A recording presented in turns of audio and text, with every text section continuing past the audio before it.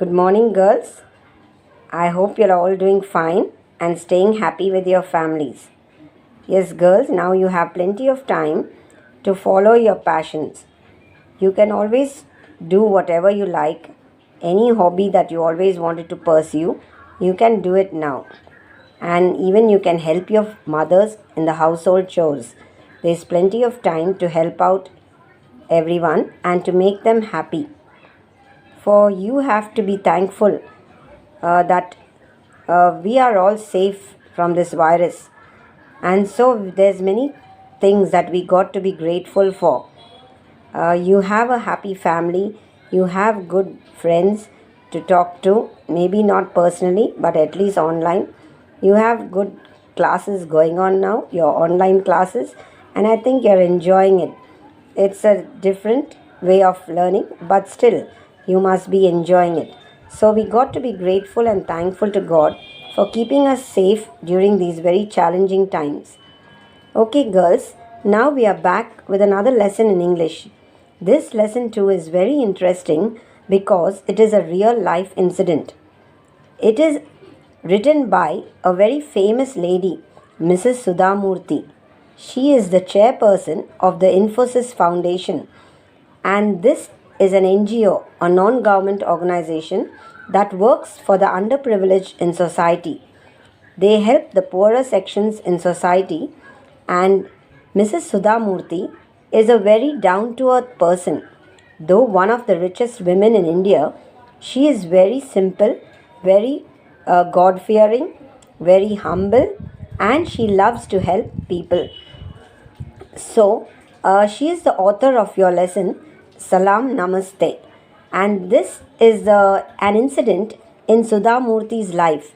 She remembers this very well because of the people involved in it. It was about a man who showed gratitude to Mrs. Sudhamurthy for helping him out. And he had a sister who was being treated for cancer, and this lady was helped by Mrs. Sudhamurthy, and the gratitude they show in return really touches her. And this is what she writes in the lesson that you are about to read, and it is about a beautiful incident where you see gratitude being shown even at the point of death. So, pay careful attention, girls, and we'll go on to this wonderful lesson which will really move our hearts. Okay, girls, let's begin now. So, here you see, girls, a picture of Mrs. Sudhamurthy. Mrs. Sudhamurthy was born in 1950 in the state of Karnataka. She writes not only in English but also in Kannada, and that being her mother tongue.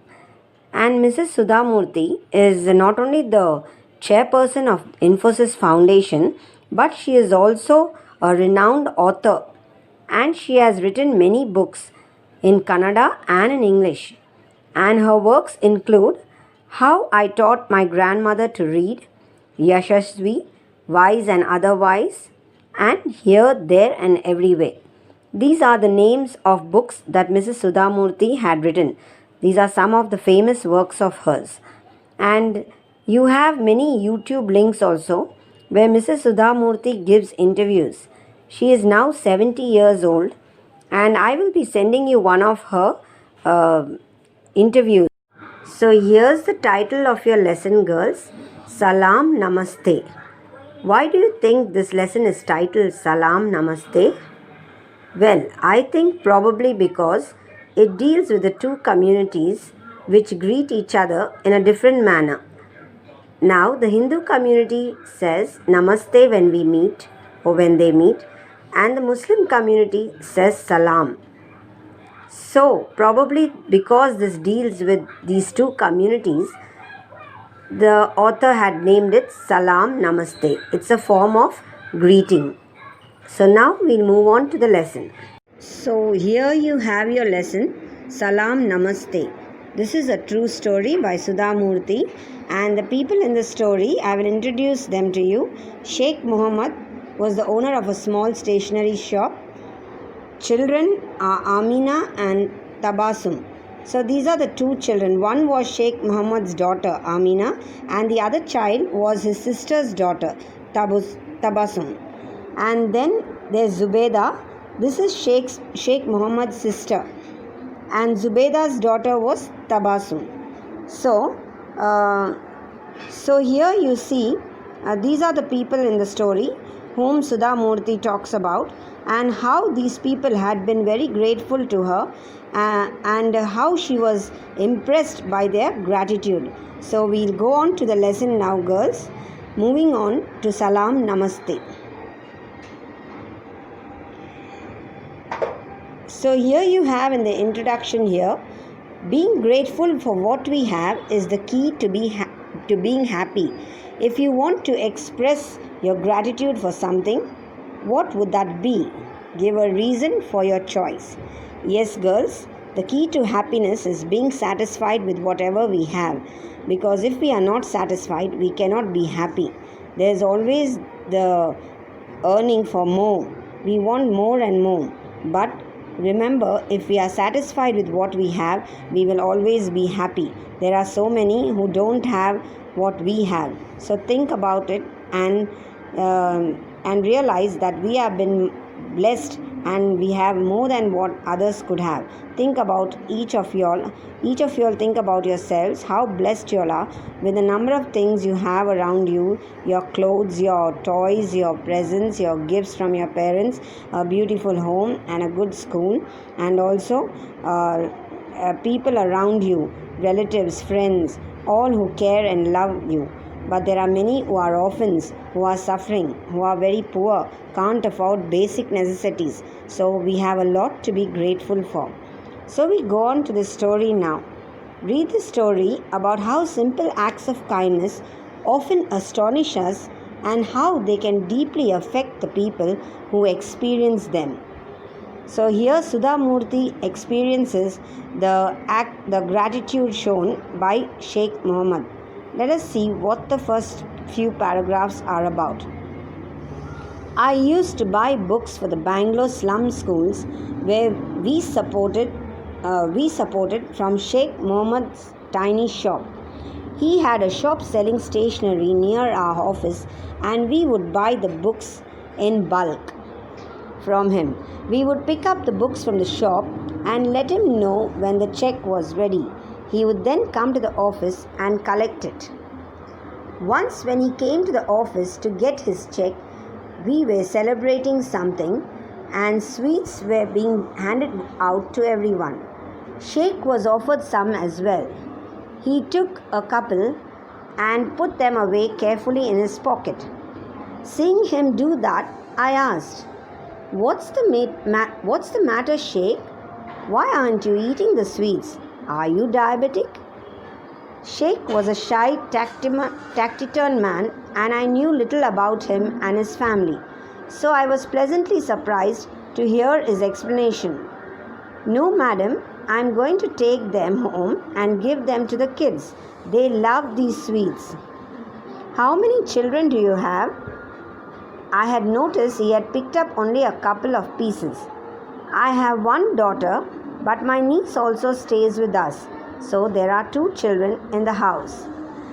Okay, girls, so what you see here, Sudha Murthy writes in very simple language so that you don't have to explain her lessons or stories to anyone. You could easily understand them. Anyway, for some who cannot follow easily, I will just give you a brief explanation of what has been written in these paragraphs. So she says, Sudha Murthy is the narrator here. I stands for Sudha Murthy, the narrator. She is narrating this tale, and so she is the speaker here. And she says that she buys books from this stationery shop of Sheikh Muhammad's for the slum schools, because I told you slum children are poor and they cannot afford. So she used to buy these books from Sheikh Muhammad to give to the slum children. We would pick up the books from the shop, and then later he will come and collect the check, that the payment for it. And once when he came like that to the office to get his check, they were celebrating something and they were distributing sweets. And then the Sheikh was offered some sweets, and he took very few pieces. And noticing that, She asked him whether he was diabetic. Why aren't you eating sweets? She said.